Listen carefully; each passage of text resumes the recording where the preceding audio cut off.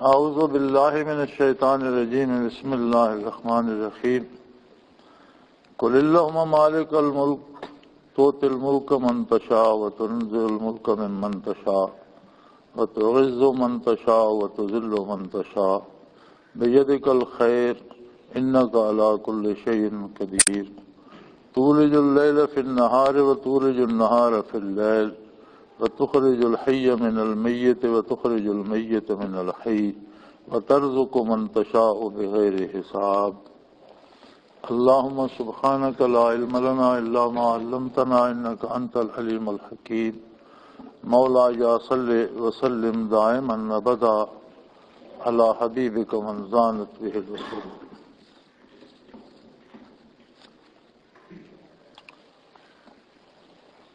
بات چل رہی تھی کہ انسانی کردار کا محاسبہ ہوگا، اور جہاں تک رزق کا تعلق ہے تو اللہ کریم ہر ایک کو رزق دیتے ہیں. انسان کے ذمے اسباب کو اختیار کرنا، جائز وسائل کا اختیار کرنا اور پوری دیانتداری سے ان پر محنت کرنا، یہ انسان کے ذمہ ہے. اور جس طرح باقی عبادات ہیں، حصول رزق حلال بھی اسی طرح عبادت ہے.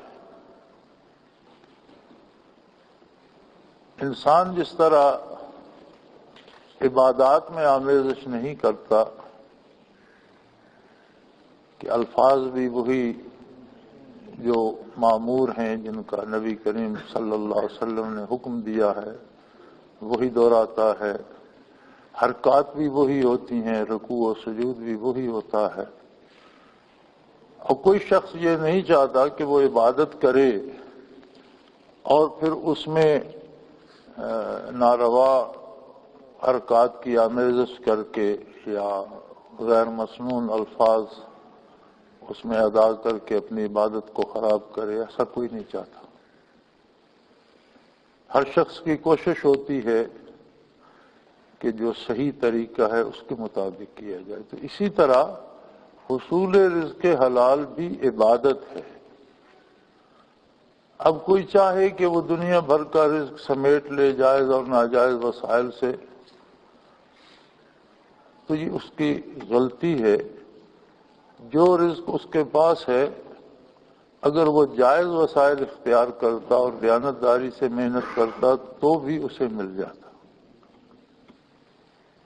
حضرت علی کرم اللہ وجہ الکریم کا ایک واقعہ مشہور ہے کہ آپ عوام کے حالات جاننے کے لیے نکلے ہوئے تھے، اور آپ کی سواری میں ایک خچر تھا، ایک عام آدمی کے لباس میں تھے. تو کسی شہر میں یا گاؤں میں قریے میں پہنچے، نماز ہو چکی تھی، کوئی خال نمازی مسجد سے نکل رہے تھے. آپ پہنچے تو آپ نے نماز ادا فرمانی تھی. ایک شخص کو خچر تھمایا کہ تم یہ میرا خچر تھام رکھو کہ میں نماز پڑھ کے آ جاؤں. تو جب آپ نماز ادا کر کے واپس آئے تو خچر تو کھڑا تھا، وہ آدمی غائب تھا اور اس کا لگام غائب تھا. وہ لگام اتار کے چلا گیا. تو آپ نے خچر کو پکڑا اور بازار میں آئے تو ایک دکاندار کے پاس دیکھا، وہی لگام لٹکا ہوا تھا. تو آپ نے نماز سے فارغ ہو کر نکلتے ہوئے جیب میں سے 2 درہم ہاتھ میں لے لیے کہ جس شخص کو روک کر آیا ہوں تو اسے یہ 2 درہم دے دوں گا کہ اس کا وقت میں نے لیا ہے. اس شخص سے پوچھا کہ بھی یہ لگام بیچو گے؟ اس نے کہا جی بیچوں گا. کتنے کا؟ کہ 2 درہم کا. آپ نے اسے 2 درہم دے کر خرید لیا. فرمایا تم نے کتنے کا خریدا ہے؟ اس نے کہا جی آپ کیوں پوچھتے ہیں؟ کہا ویسے جاننے کے لیے پوچھ رہا ہوں کہ تم نے بھی خرید کر ہی بیچ رہے ہو، کتنے کا خریدا؟ کہ یہ بھی ایک آدمی 1.5 درہم میں دے کر گیا. تو آپ نے فرمایا کہ اگر وہ صبر کرتا تو یہ 2 درہم اس کے تھے، لیکن اس نے ناجائز طریقے سے حاصل کرنے کی کوشش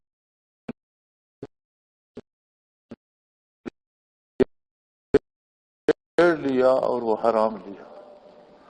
تو جو لوگ ناجائز ذرائع سے دولت جمع کرتے ہیں انہیں یہ بھی سمجھ لینا چاہیے کہ رزق تو اللہ دیتا ہے اور مخلوق کے پیدا کرنے سے پہلے اس نے تقسیم کر دیا ہے کس کو کتنا ملے گا۔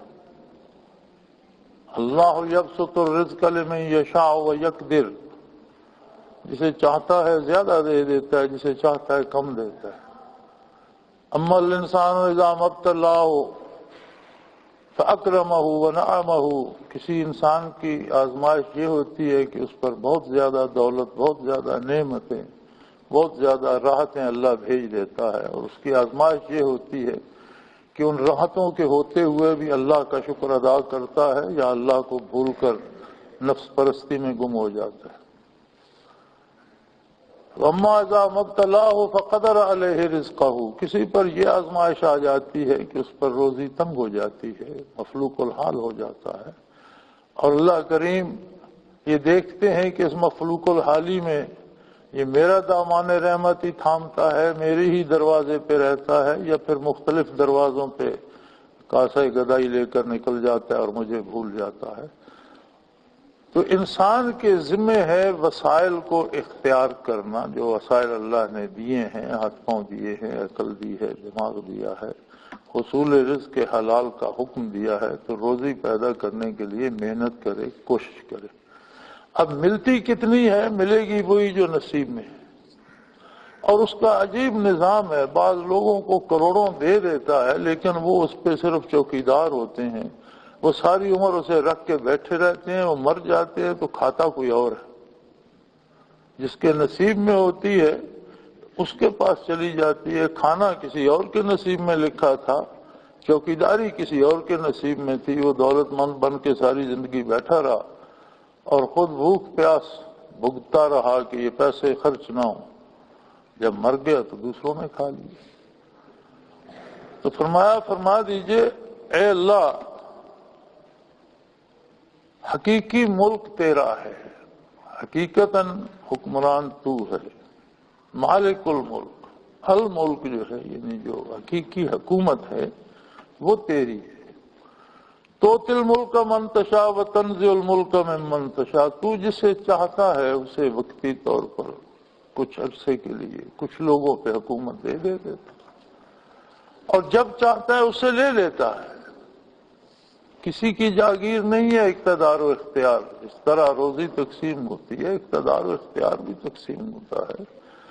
جب چاہتا ہے کسی کو دے دیتا ہے، اور جب چاہتا ہے فوراً لے لیتا ہے۔ اور میرے خیال میں گزشتہ 15-20 سالوں میں ہمارے سامنے اتنی عملی مثالیں ہیں کہ ہمیں کہیں دور جانے کی یا پرانے قصے یاد کرنے کی ضرورت ہی نہیں پڑتی۔ ہم دیکھتے ہیں شیخ مجیب الرحمان کی ایک آواز پہ پورا بر صغیر ہل جاتا تھا، پھر اسے حکومت بھی ملی، پھر ہم نے دیکھا کہ بڑی نہایت بے بسی کی موت مارا گیا، اور کسی نے جنازہ تک نہیں پڑا بلکہ بوری میں بند کر کے اٹھا کے گڑھے میں پھینک دیا گیا۔ ہندوستان کی فرما روا تھی اندرا گاندھی، اور بڑا فخر تھا اسے میں نے بنگلہ دیش بنا دیا اور پاکستان کو توڑ دیا اور یہ کر دیا اور وہ کر دیا۔ جو حفاظت پر معمور تھے اسی گارڈ نے گولیوں سے چھلنی کر دی۔ اس کا بیٹا اسی طرح مشہور و معروف حکمران تھا، ایک عورت نے قتل کر دیا۔ خود پاکستان میں کتنے لوگ آئے اور کتنی بے بسی کی موت مارے گئے۔ ایسے لوگ جن کے اشارے ابرو پر پورا ملک ہل جاتا تھا، کس طرح بے بسی کی موت مر گئے اور کوئی آنسو بہانے والا بھی نہ ملا۔ کتنے طاقتور لوگ کس طرح راہ گزرتے مارے گئے، اور کسی نے پوچھا تک نہیں کہ کس نے مارا، کیوں مارا۔ ایک عام آدمی کی بھی پڑتال تو ہوتی ہے، اتنے بڑے بڑے لوگوں کی کسی نے پڑتال کرنے کا تکلف بھی نہیں، یہ اس کے اپنے دستے قدرت میں ہے۔ حقیقی حکومت اس کی ہے، سروری زیبا فقط اس ذات بے ہمتا کو ہے۔ سروری زیبا فقط اس ذات بے ہمتا کو ہے، حکمراں ہے ایک وہی باقی بتان آزری، باقی گڑے گڑائے بت ہیں، کسی کو 10 دن کسی نے اوپر رکھ دیا اٹھا کر نیچے پھینک دیا. تو یہ اللہ کا اقتدار ہے جو ہمیشہ سے ہے، جو ہمیشہ رہے گا. اے اللہ تو حکمران ہے حقیقتاً، تو تل ملک منتشا و تنزل الملک من منتشا، تو جسے چاہے عارضی طور پر وقتی طور پر دے دیتا ہے. اس کی آزمائش ہوتی ہے، امتحان ہوتا ہے کہ میرے بندوں سے کیسا رہتا ہے، میرے ساتھ کیسا تعلق رکھتا ہے، انصاف کرتا ہے یا نہیں، عدل کرتا ہے یا نہیں. جب چاہتا ہے لے لیتا ہے. وَتُعِزُّ مَن تَشَاءُ، جسے تو چاہے معزز کر دیتا ہے. وَتُذِلُّ مَن تَشَاءُ، اور جسے تو چاہے اسے ذلیل کر دیتا ہے، ذلت سے دوچار کر دیتا ہے. یہ اللہ کریم کے فیصلے انسانی کردار پہ ہوتے رہتے ہیں. جس طرح سے ہمارا رویہ اور چلن ہوتا ہے، جو ہمارا کردار ہوتا ہے، اس کے ثمرات مرتب ہوتے رہتے ہیں.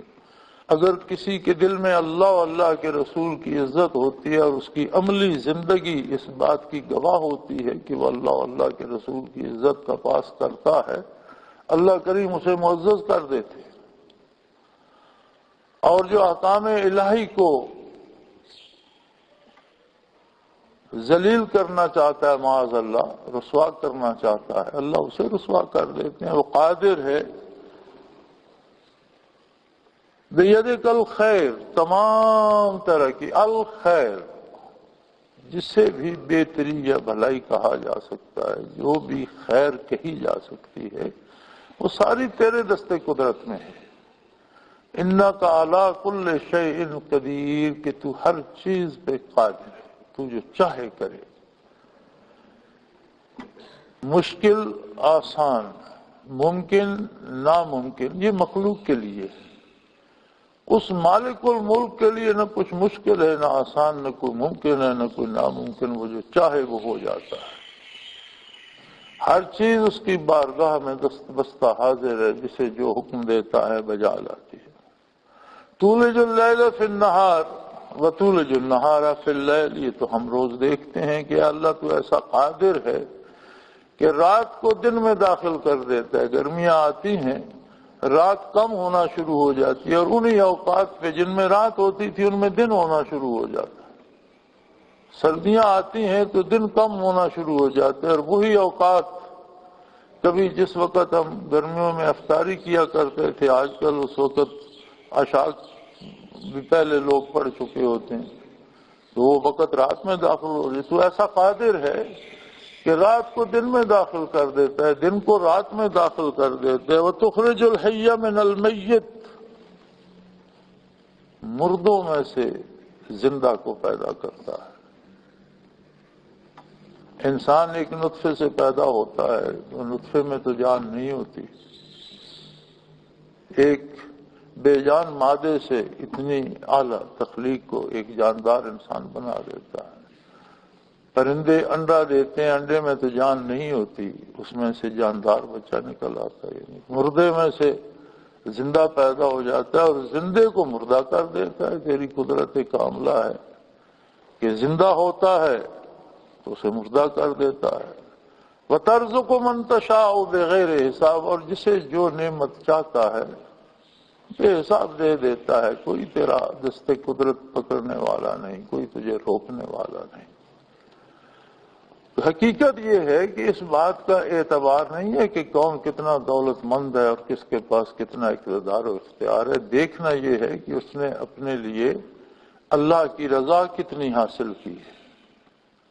اقتدار و اختیار ہے تو کیا اسے حصول رضا حق کا ذریعہ بنایا ہے، یا مجبور و بے بس ہے تو کیا اپنی اس بے بسی کو اللہ کی رضا کا ذریعہ بنایا ہے اور اسی کے دروازے پہ استاتا ہے اور اسی کی اطاعت پہ کمر بستہ ہے، یا اس سے گھبرا کر دوسروں کی طرف بھاگ پڑا ہے جو خود محتاج ہیں.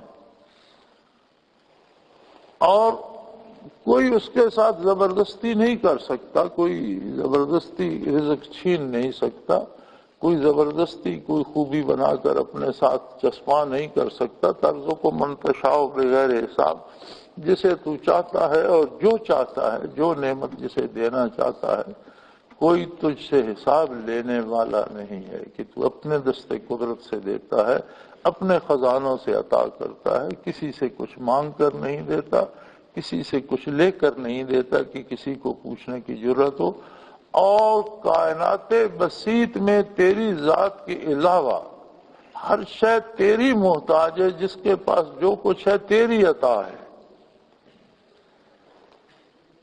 اسی طرح مردہ دلوں کو نور ایمان نصیب ہوتا ہے تو حیات جاوداں نصیب ہو جاتی ہے، اور اچھا بھلا ایماندار گھر میں بندہ پیدا ہوتا ہے اور بچپن سے ایمان کے ساتھ ہوتا ہے، لیکن ایک وقت آتا ہے کہ ایمان سے خالی ہو کر چلا جاتا ہے اور مردہ دلی اس کا مقدر بن جاتی ہے۔ لا يتخذ المؤمنون الكافرين اولیاء من دون المؤمنین ومن يفعل ذلك فليس من الله في شيء الا ان تتقوا منهم تقات ويحذركم الله نفسه والى الله المصير۔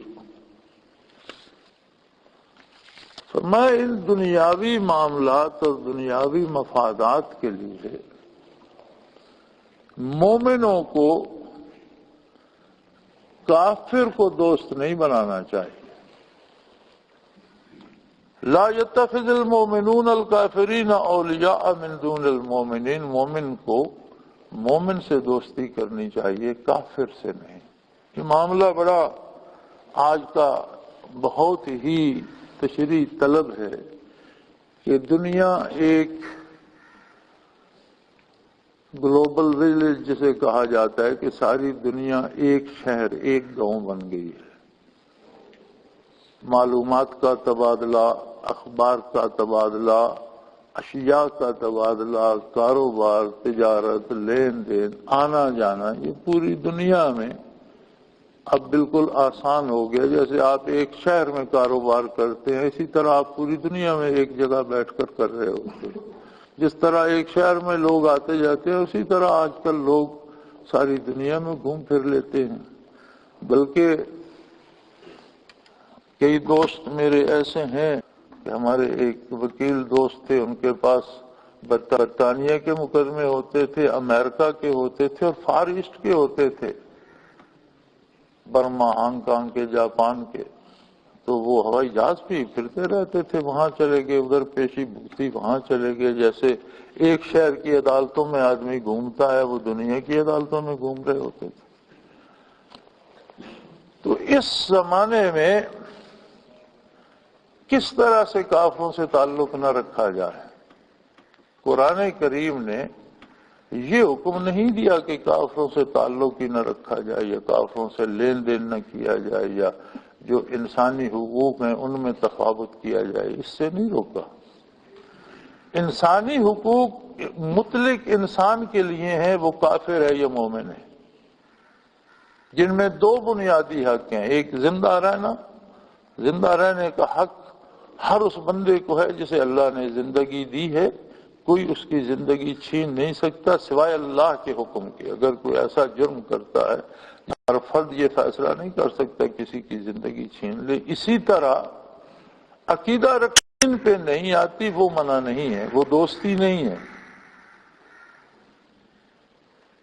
جیسے نبی کریم صلی اللہ علیہ وسلم نے یہود مدینہ سے بھی معاہدہ فرمایا، وہ معاہدہ کیا تھا کہ تم بھی اسی شہر میں رہتے ہو، ہم بھی اسی شہر میں ہیں، اگر کوئی خارجی قوت مدینہ منورہ پہ حملہ کرتی ہے تو دفاع تمہیں بھی کرنا چاہیے، ہمیں بھی کرنا چاہیے، اس لیے دفاعی قوت ہماری ایک ہو۔ کتنی صاف بات تھی۔ صحابہ کرام یہود سے لین دین بھی کرتے تھے، ادھار بھی لے، نبی کریم صلی اللہ علیہ وسلم نے بعض یہودیوں سے ادھار لیا اور واپس کیا۔ بلکہ ایک تو بہت ہی مشہور واقعہ ہے کہ ایک یہودی نے آ کر مسجد نبوی میں بڑے توہین آمیز طریقے سے اپنے ادھار کا مطالبہ کیا کہ جس قدر سخت کلامی کی کہ سیدنا فاروق اعظم رضی اللہ تعالی عنہ کا ہاتھ مبارک تلوار کے قبضے پہ جا پہنچا، اور نبی کریم صلی اللہ علیہ وسلم نے منع فرمایا، فرمایا عمر تمہیں غصہ نہیں کرنا چاہیے، بلکہ اسے سمجھانا چاہیے کہ اس نے قرض تو مجھ سے لینا ہے، اپنا قرض مانگے اور تہذیب کے دائرے میں رہ کر مانگے، اور مجھے بھی تلقین کرو کہ یا رسول اللہ صلی اللہ علیہ وسلم آپ نے جب اس کا قرض دینا تو آپ ادا فرما دیجئے، یہ کیوں اتنا سر چڑھ کے بول رہا آپ اس کا قرض، تو آپ کو اسے بھی سمجھانا چاہیے۔ حضور نے فرمایا مجھے بھی کہو کہ میں اس کا قرض دے دوں۔ تو اس واقعہ نے اس شخص کو مشرف با اسلام کر دیا، یہ تو اس کے نصیب کی بات تھی کریں، لیکن وہ معاملہ جس کی زد دین پہ پڑتی ہو وہ نہیں کیا جائے گا، اور وہی ولایت ہے۔ یعنی دوستی یہ ہے کہ بے دریغ اس کی حمایت کی جائے، اس میں کوئی حد نہ رکھی جائے، تو وہ ولایت یا دوستی جو ہوگی وہ مومن کی مومن کے ساتھ ہوگی، اللہ کی اطاعت کرنے والے بندے کی اللہ کے اطاعت کرنے والے بندے کے ساتھ ہوگی۔ اور مومن بھی اگر کوئی جرم کرتا ہے، مومن ہے لیکن اگر وہ خلاف شریعت کام کرتا ہے تو مومن کی بھی اس میں مدد نہیں کرے گا، چونکہ شریعت کے خلاف نہیں جائے گا۔ اسی طرح کافر سے جو تعلق ہے اس سے اگر شریعت کے کسی حکم پر زد آتی ہو تو وہ تعلق نہیں رکھا جائے گا۔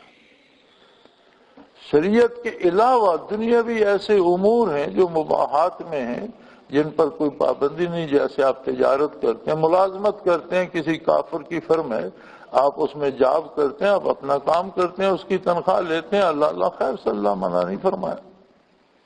صحابہ کرام نے مزدوریاں کی، کاروبار کیے، تجارتیں کی، ادھار سدھار لین دین کیا، کفار کے ساتھ چلتا رہتا تھا، کسی نے منع نہیں فرمایا۔ لیکن کوئی ایسا کام جس میں دین پر حرف آتا ہو، جس میں عقیدے پہ زد پڑتی ہو، اس میں کافر کے ساتھ مومن کی دوستی نہیں ہو۔ اسی لیے کلی طور پر منع فرما دیا۔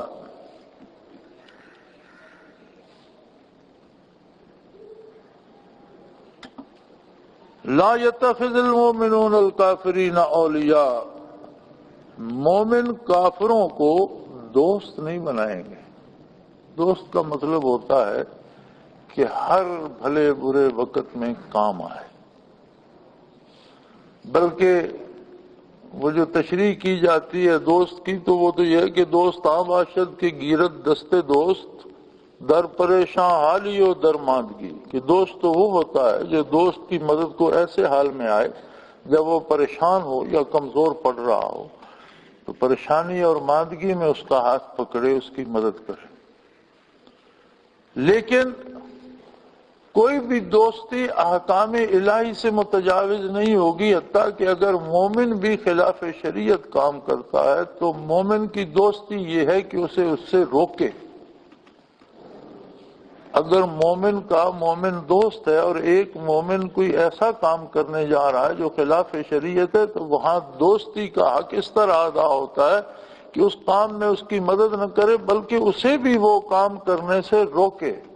نبی کریم صلی اللہ علیہ وآلہ وسلم کے ارشاد کا مفہوم ہے کہ آپ نے فرمایا اپنے بھائی کی مدد کرو، وہ ظالم ہو یا مظلوم۔ عرض کی گئی یا رسول اللہ صلی اللہ علیہ وسلم، مظلوم کی مدد تو سمجھ میں آتی ہے، جب کوئی ظلم کر رہا ہے تو اس کی مدد ہم کیا کریں؟ فرمایا اسے ظلم سے روکو، یہ اس کی مدد ہے۔ یعنی اگر کوئی گناہ کر رہا ہے تو اس کی مدد یہ ہوگی کہ اسے جرم سے ظلم سے روکا جائے، اس کی مدد یہ ہوگی، کیونکہ وہ اپنی تباہی کی طرف جا رہا ہے تو اسے تباہی سے بچانا اس کی مدد ہے، نہ کہ اس کے ساتھ مل کر خود بھی تباہی میں گر جاؤ، یہ مدد نہیں ہے۔ اسی طرح کفار کے ساتھ ایسے تعلقات جو اسلام یا اسلامی نظریے یا عقیدے یا عبادات یا اسلامی طرز حیات میں کسی طرح سے بھی مخل ہوتے ہیں وہ نہیں رکھے جائیں۔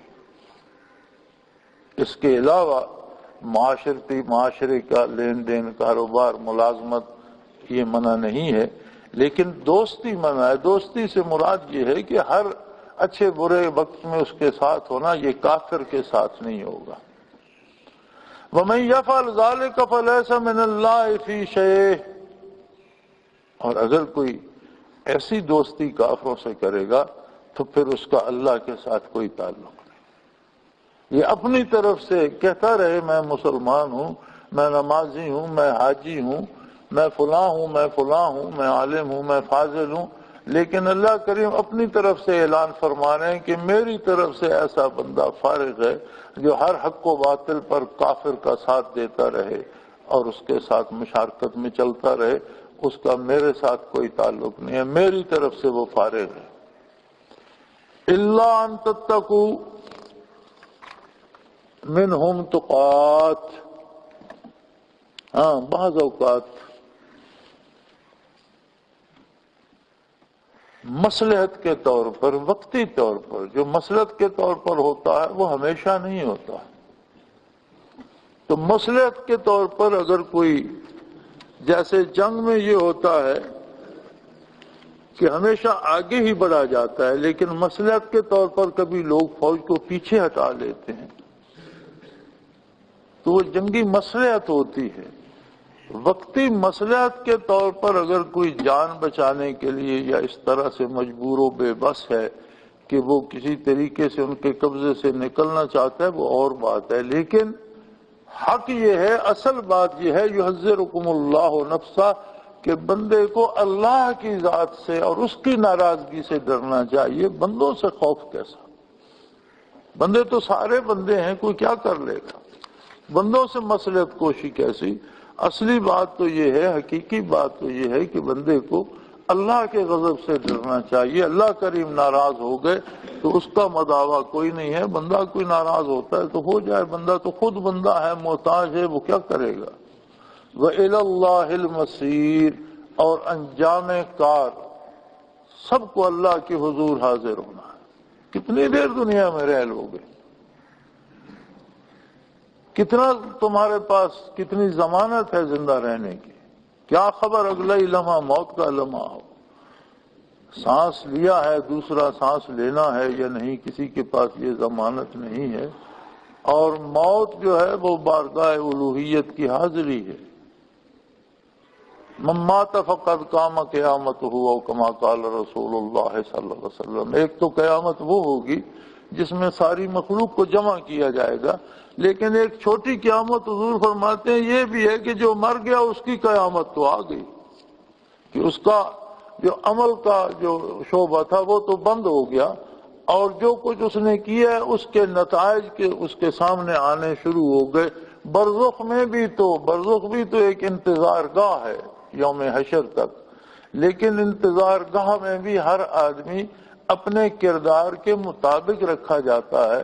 اگر اس نے دنیا میں ظلم کیے ہیں تو وہاں اس سے عذاب اور تکلیف میں رہنا پڑے گا، انتظار کرنا پڑے گا قیامت کا، اور اگر اللہ کا مقبول تھا اور نیکی کرتا رہا تو برزخ میں بھی معزز ہو کر اور اللہ کے رحمت اور کرم کے سائے میں رہے گا۔ تو ایک طرح سے قیامت اس کے لیے تو بپا ہو گئی۔ وَإِلَى اللَّهِ الْمَصِيرُ، تمہیں لوٹ کر تو اللہ کے حضور جانا ہے۔ یعنی اصل بات جو پیش نظر رہنی چاہیے وہ یہ ہونی چاہیے کہ مجھے اللہ کے روبرو حاضر ہونا ہے۔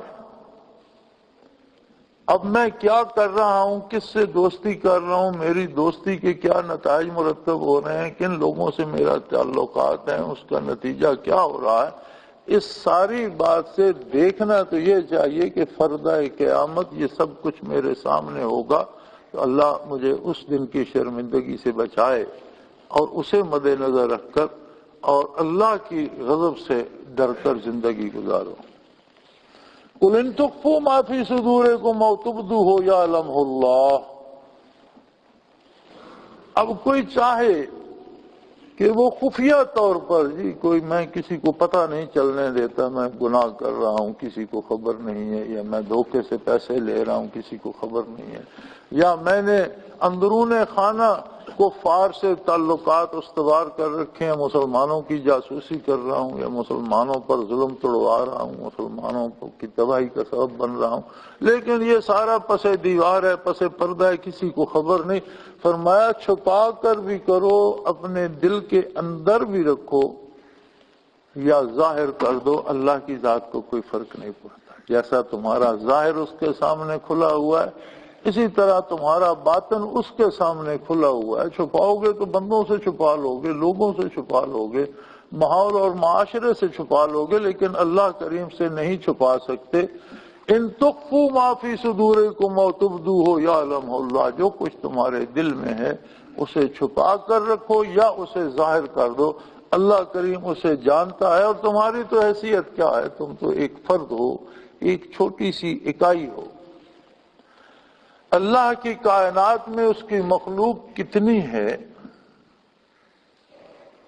اس کا تو اندازہ ہی نہیں ہو سکتا۔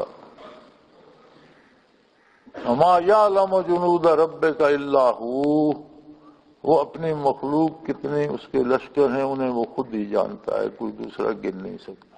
بے شمار سیارے، ستارے، پھر ملائکہ، فرشتے، جن، شیطان، کتنی مخلوق ہے۔ ایک حدیث شریف میں ہے کہ اللہ کریم نے مخلوق پیدا فرمائی اور اس میں 9 حصے فرشتے تھے، 10واں حصہ جن اور انسان تھے۔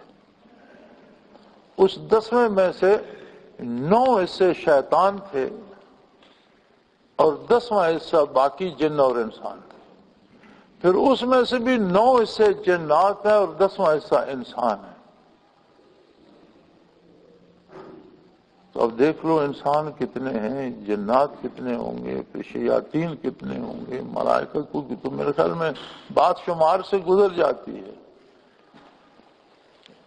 وہ خود ہی جانتا ہے اور وہ ایسا قادر ہے کہ یعلم ما فی السماوات وما فی الارض واللہ علی کل شیء قدیر، جو کچھ ارض و سما میں ہے اس کے ایک ایک ذرے سے وہ واقف ہے، اس ساری بے پناہ مخلوق سے وہ واقف ہے۔ انسان اگر اپنی ذات کو شمار کرنا چاہے تو اگر وہ اشاریہ لگا کر 7 صفر لگا کر اپنا 1 لکھنا چاہے اور اس کی زندگی ہزاروں برس بھی ہو تو ساری عمر 0 لکھتا رہے گا، کبھی 1 لکھنے کی باری نہیں آئے گی۔ ساری عمر خود کو 0 لکھتا چلا جائے گا، 1 لکھنے کی باری۔ اتنی چھوٹی سی اکائی ہو کر تم کہاں چھپو گے؟ اس کے سامنے تو ارض و سما کی ساری مخلوق سامنے ہے، ہر ایک کے ہر حال سے ہر وقت واقف ہے۔ تو تم ایک اکائی ہو کر تم سمجھتے ہو کہ میں چھپا لوں گا، تم کہاں چھپا لو گے؟ کیا چھپا لو گے؟ یعلم ما فی السماوات وما فی الارض، جہاں بھی کائنات میں کوئی ذرہ ہے اس کے حال سے واقف ہے، اس کے کمال سے واقف ہے، اس کی خوبیوں سے واقف ہے، اس کی خامیوں سے واقف ہے، بلکہ خوبیاں اور خامیاں اسی کی دی ہوئی ہیں، اس میں جو کمال ہے وہ اسی کا دیا ہوا ہے اور اس کے ہر حال سے واقف ہے، تمہاری سوچوں تک سے واقف ہے، تمہارے ارادوں سے واقف ہے، تمہارے کردار سے واقف ہے۔ واللہ علی کل شیء قدیر، اور وہ ہر چیز پہ قادر ہے۔ تمہارا دل اس کی بارگاہ میں اس کے سامنے کھلی کتاب کی مانند ہے۔ اللہ کریم سے اس طرح ڈرو کہ برائی کو سوچنا بھی چھوڑ دو، کہ تمہاری سوچیں بھی وہ پڑتا ہے اس کے سامنے، تمہارے خیالات بھی اس کے سامنے ہیں۔ تو پھر تم چھپ کر چوری کر لو گے، چھپ کر جرم کر لو گے تو کیا اللہ سے چھپ جاؤ گے؟ یا کافروں سے ایسی دوستی کرو گے کہ لوگوں کو اس کی خبر ہو؟ لوگوں کو نہ ہو لیکن اللہ کو تو اس کی خبر ہے۔ تو یہ ایک بڑا نازک اور عجیب سا معاملہ ہے کہ یہاں جو لوگ سختی کرتے ہیں وہ کہتے ہیں بالکل اس سے بات بھی نہ کی جائے، اور غضب تو یہ ہے، زیادتی تو یہ ہے کہ مسلمانوں کو کافر قرار دے کر ان سے بولنا بند کر دیتے ہیں۔ ہر شخص نے چند مخصوص رسومات کو اسلام بنا لیا ہے، جو ان رسومات پہ عمل کرتا ہے وہ مسلمان ہے، جو ان رسومات پہ عمل نہیں کرتا وہ مسلمان نہیں ہے، چلو بات ہی ختم ہوگی۔ یہ بات نہیں ہے۔ جو بھی لا الہ الا اللہ محمد الرسول اللہ کا قائل ہے، ضروریات دین کا قائل ہے، وہ مسلمان ہے۔ کوئی نیک ہوگا، کوئی اس سے کم نیک ہوگا، کوئی گناہگار ہوگا، لیکن اسلام سے خارج کرنا تو اتنی آسان بات نہیں ہے کہ آپ کسی کو خواہ مخواہ کافر قرار دے رہے ہیں۔ اور پھر عجیب بات یہ ہے کہ فرائض کے تارک کو کافر کوئی نہیں کہتا، کوئی نماز نہیں پڑھتا تو اس سے ناراض نہیں ہوتے کہ یہ کافر ہو گیا۔ رسومات جو معاشرے میں رائج ہیں اگر ان پہ عمل نہیں کرتا تو کافر ہو جاتا، اور کھلا کافر نہ کہیں تو ایک درمیانی لفظ ہے وہابی ہو گیا، وہابی کہہ دیں گے، مراد وہی ہوتی ہے کہ اسلام سے گیا۔ اور اس پہ لوگ اتنی سختی سے عمل کرتے ہیں کہ ہمارا تو روزمرہ کا تجربہ ہے، ہمیں بھی مسلمان کوئی نہیں مانتا، یعنی ساری عمر ہو گئی اللہ کا نام بتاتے، اللہ کے رسول کی بات کرتے، الحمدللہ، باقی عمر بھی اللہ کرے اسی میں کٹ جائے۔ لیکن یار لوگوں کا عالم یہ ہے کہ وہ ہمیں مسلمان نہیں مانتے، کافر نہ کہیں تو وہابی کہہ دیتے ہیں۔ یہ ان کے پاس ایک چھوٹا سا لفظ ہے کہ جسے کافر کہنا ہو تو سیدھا کافر نہ کہو، وہابی کہہ دو۔ بلکہ ہم نے اہتمام کیا، رمضان شریف میں اور احکام شریعت کی پابندی میں بڑی لطافتیں ہیں اور پورے احتیاط سے اتباع کرنا چاہیے۔ روزے کا حکم ہے کہ اتم الصیام الی اللیل، روزے کو رات تک ختم کرو، اسے رات میں داخل نہیں کرنا، یعنی رات ہونے سے پہلے روزہ افطار ہو جانا چاہیے۔ اب جب سورج غروب ہوتا ہے تو 2-4 منٹ درمیان میں وقفہ ہوتا ہے رات ہونے میں اور غروب سورج میں۔ سورج کے غروب ہونے کے 3-4-5 منٹ بعد مغرب کی اذان ہوتی ہے۔ جب مغرب ہوتی ہے تو رات شروع ہو چکی ہوتی ہے۔ مغرب کی اذان رات کی پہلی نماز ہے، مغرب کی نماز رات کی پہلی نماز مغرب کی نماز ہے۔ اسلامی مہینے کی تاریخ بدل جاتی ہے، جب سورج ڈوب جاتا ہے تو اسلامی مہینے کی تاریخ بدل جاتی ہے، رات آ جاتی ہے۔ تو مغرب کی اذان سے پہلے روزہ افطار ہونا چاہیے۔ اگر مغرب کی اذان کے بعد آپ نے افطار کیا تو آپ نے رات میں داخل ہو کر افطار کیا۔ روزے کو رات میں داخل نہیں کرنا۔ اتم الصیام الی اللیل، روزے کو رات تک پورا کرو۔ حضور نبی کریم اس کا بہت اہتمام فرماتے تھے، بلکہ حدیث شریف میں موجود ہے کہ کسی وادی میں حضور نبی کریم تھے اثناء سفر، وہ گہری جگہ تھی، تو اس پر گہری جگہ پہ ذرا جلدی اندھیرا ہو جاتا ہے، تو آپ صلی اللہ علیہ وسلم نے جیسے تاریکی ہوئی روزہ افطار کرا دیا، کیونکہ روزے کو رات میں داخل نہیں کرنا۔ یہاں کیا ہوتا ہے، ہم نے پوری کوشش سے طول بلد اور عرض بلد کا حساب نکال کر اس کے حساب سے سورج کا غروب آفتاب دیکھ کر مغرب کی اذان اور غروب آفتاب کے درمیان جو وقفہ ہے اس میں ہم نے افطار کا پورا کیلنڈر پورے سال کا بنایا۔ ہم اس پہ افطار کرتے ہیں، لیکن ہمارے ارد گرد جتنی آبادیاں کوئی 5 منٹ بعد افطار کرتا ہے، کوئی 10 منٹ بعد افطار، اس پہ افطار نہیں کرتا جب تک رات نہ آ جائے، اندھیرا نہ چھا جائے۔ نہیں وہ کہتے ہیں یہ کیونکہ یہ وہابی ہیں، ان کے ساتھ افطار نہ کرو۔ چل آسان سی بات۔ اب ایک ان کی اپنی رسم ہے کہ جو اندھیرا ہوگا تو کریں گے، بھی اندھیرا تو رات ہوگی، روزہ رات میں جائے تو مکروہ ہو جائے گا، وہ تو الٹا جرم ہو جائے گا، سارا دن بھوکے بھی رہے اور افطاری کے وقت اسے وہاں لے گئے۔ بلکہ میں یہاں ایک ساتھ قریب گاؤں میں ہم گئے ہوئے تھے تو افطار کا وقت ہو گیا، تو میں نے مولوی سے کہا، مسجد میں بیٹھے تھے، میں نے مولانا افطار کا وقت تو ہو گیا، کہنے لگا جی آپ کر لو، میں تو افطار کروں گا تو لوگ مجھے ماریں گے، میں تو ذرا اندھیرا ہو جائے گا تو کروں گا۔ میں نے کہا ہم تو کر رہے ہیں، تم تب کر لینا۔ تو رسومات کو لوگوں نے دین کا درجہ دے دیا۔ اسی طرح مرنے پہ بہت سی رسومات ہیں، شادی پہ بہت سی رسومات ہیں، جنازے میں بہت سی رسومات آ گئی ہیں، اذان کے ساتھ بلند آواز سے درود پڑھنے کا رواج ہو گیا۔ ان میں سے کسی رواج کو چھوڑ دو تو آپ اسلام سے گئے، اور سارا اسلام چھوڑے رکھو، سود کھاتے رہو، نمازیں نہ پڑھو، روزے نہ رکھو، خیر میں رہیں، آپ مسلمان بھی ہیں سنی بھی ہیں، کوئی عرض نہیں۔ ایسی عجیب بات ہے اور یہ بڑی زیادتی ہے۔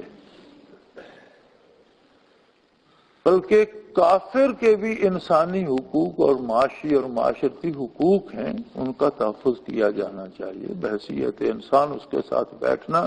بلکہ کافر اگر پانی پی لیتا ہے یا پلیٹ میں کھا لیتا ہے تو اس کو جھوٹا ناپاک نہیں ہوتا، مطلق انسان کا جھوٹا پاک ہے۔ شرعاً انسان کا جھوٹا ناپاک نہیں ہوتا، وہ مومن ہے یا کافر۔ یہاں کوئی مسلمان بھی ایک گلاس سے پانی کے ایک گھونٹ لے لے، دوسرا نہیں پیے گا۔ اور جب بچتے ہیں تو سارا دین بھول جاتے ہیں اور کافروں کے اتباع پہ چلے جاتے ہیں، یعنی یا اس حد پہ گزر جاتے ہیں یا اس حد پہ آ جاتے ہیں تو دین اعتدال کا نام ہے، اسلام ایک اعتدال کا دین ہے، کسی طرف زیادتی نہیں کرتا، کسی طرف حد سے نہیں گزرتا۔ اس اعتدال کو قائم رکھنا چاہیے، لوگوں کے حقوق کا تحفظ کرنا چاہیے۔ لوگوں میں نفرتیں بڑھانا کمال نہیں ہے، کمال یہ ہے کہ آپ لوگوں کو جمع کریں، ان میں محبتیں بڑھائیں۔ نبی کریم صلی اللہ علیہ وسلم مبعوث ہوئے تو اللہ کریم نے آپ کے کمالات میں فرمایا وَأَلَّفَ بَيْنَ قُلُوبِكُمْ، میرے نبی نے تمہارے دلوں میں محبتیں كُنتُمْ عَادًا، تم تو ایک دوسرے کے دشمن تھے، فَأَلَّفَ بَيْنَ قُلُوبِكُمْ، محمد الرسول اللہ صلی اللہ علیہ وسلم کی بعثت نے تمہارے دلوں میں محبتیں بھر دی۔ فَأَصْبَحْتُمْ بِنِعْمَتِهِ إِخْوَانًا، اور تم اللہ کے انعام سے سارے بھائی بھائی ہو گئے، ایک دوسرے کا بھلا چاہنے والے ہو گئے۔ تو یہ جو تعلقات ہیں مسلمان اور غیر مسلم کے، ان میں اس حد تک بالکل جواز ہے جس حد تک دین پر زد نہ پڑے، اور جہاں وہ تعلق دین پر زد ڈالے گا وہاں سے تعلق چھوڑ دیا جائے گا، دین نہیں چھوڑا جائے گا۔ بڑا آسان سا کام ہے، ہر آدمی سمجھ سکتا ہے، اور اس میں بھی تنفر نہیں ہوگا، آپ اس کا نقصان کرنے کی نہیں سوچیں گے، ہاں اس کا ساتھ نہیں دیں گے۔ جہاں سے دین آ جائے گا وہاں سے آپ کا راستہ الگ ہو جائے گا، اور دوستی مومن کی مومن کے ساتھ ہوگی۔ اور مومن کی دوستی کا بھی حق یہ ہے کہ جب وہ نیکی کرتا ہے آپ تعاون کریں گے، وَتَعَاوَنُوا عَلَى الْبِرِّ وَالتَّقْوَىٰ وَلَا تَعَاوَنُوا عَلَى الْإِثْمِ وَالْعُدْوَانِ، نیکی پہ آپ تعاون کریں گے، برائی میں تعاون نہیں کریں گے، بلکہ آپ کی دوستی کا حق یہ ہے کہ دوست کو بھی برائی سے روکیں، یہ دوستی کا حق ہے، اس کی مدد کریں۔ اللہ کریم ہمیں دین پر عمل کرنے کی توفیق عطا فرمائے۔